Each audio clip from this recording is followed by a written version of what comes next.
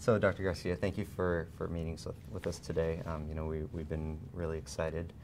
This new time, we have new chancellor, we have you as well, being new, and we're very, very excited. We feel like we're entering a time of transition, and we're all very, very excited. The students here and the Daily Titan as well. Thank you, David. So, so you're new here at Cal State Fullerton. How are you getting acclimated? How has everyone been treating you? Well, the way I'm getting acclimated at Fullerton is that I'm doing some walk-arounds, and I'm trying to visit as many buildings as I can. I just got through 2 buildings. Not enough, but I'll get there. I'm also having small meetings with faculty just to get to know them, 10 to 12. We're planning some open houses for students so that they can come in and see. I sent out a survey. I think you all saw that survey when I first got here. I had over 2,000 responses. I'm going out almost every night to get to know Orange County and our community partners. So I am very busy.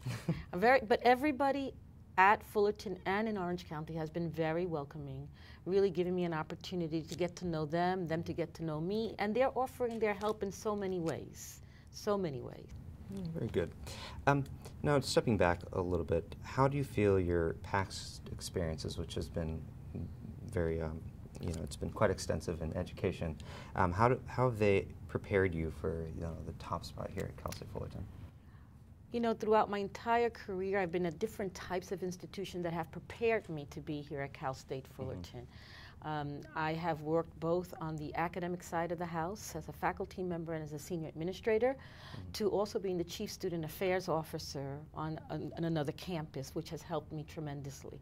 So I've taught, I've also been at research intensive institutions, which gives me the opportunity to learn about research and grants, as well as worked at community colleges and comprehensive universities, and I was a president at a private institution, which really operates in a different way because they get no state support.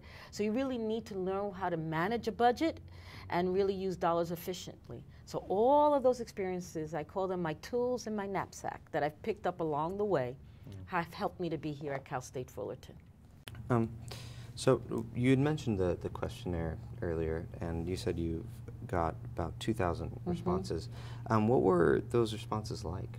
They were wonderful. I mean, there were things like, especially from students into the Daily Titan, I'll tell you the responses from the survey included things like, we don't need to have our tuition increased anymore. Please help to have the tuition not be increased anymore. To people talking about how we should get more coverage for Fullerton. The whole thing of promoting Titan pride, fundraising and fundraising. It's about marketing and branding our institution. We're not as prominent as we should be in Orange County when you compare it to other universities in Orange County. And they told me that we don't get enough press. One person wrote in something like, I want us to be an IOU institution for our community, that the community members say, it's our university, IOU. So they would write things like that.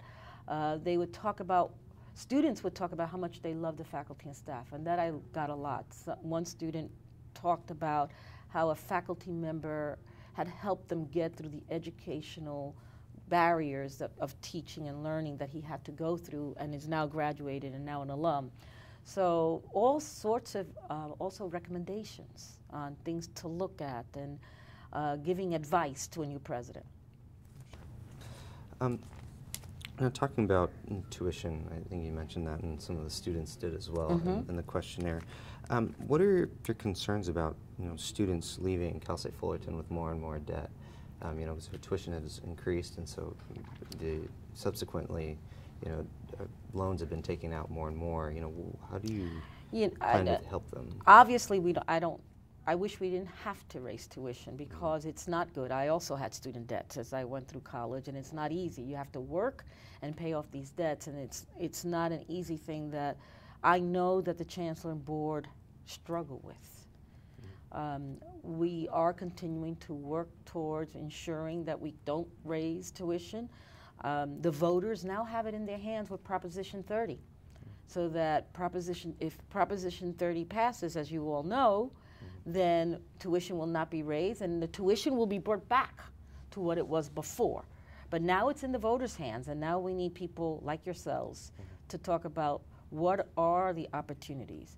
We need to educate people that when we educate over 37,000 students at Fullerton, you go out into our communities and pay taxes, become our community leaders, you become the workers, the innovators, the scientists, and you give back more than what they give us to educate you. And so we need to start educating the public about the great work that you all do when you graduate. And then we need to continue to advocate to the legislature and the governor that they have cut us enough. And these are the reasons why we should not raise tuition anymore and why we need the support to move forward. So the answer to alleviating student debt and raising tuition is to advocate at the state legislature level. Well, absolutely. I mean, in order for us to have the revenue stream that is needed to run a university, in order for us not to raise more tuition, we are a state university. So the state should be contributing to us so that tuition doesn't need to go up. Now, I will tell you, we also are looking for efficiencies. So how do we do things? So, for example, I know we share a position in workman's comp with Dominguez Hills. So that's saving money because one person, we're paying half and half, and those are the kind of efficiencies.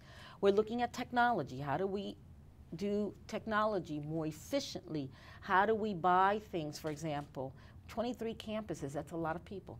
So how do we buy things in mass? Instead of campuses buying computers on their own, you get a discount when you buy for 23 campuses. So looking for those efficiencies as well.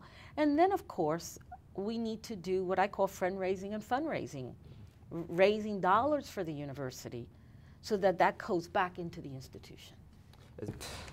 Now, talking about students a little bit, if you had the opportunity to tell every Cal State Fullerton student just one thing, what would it be? If I had the opportunity of telling Cal State Fullerton students just one thing, yeah, all 37,000. I would tell them, get your degree.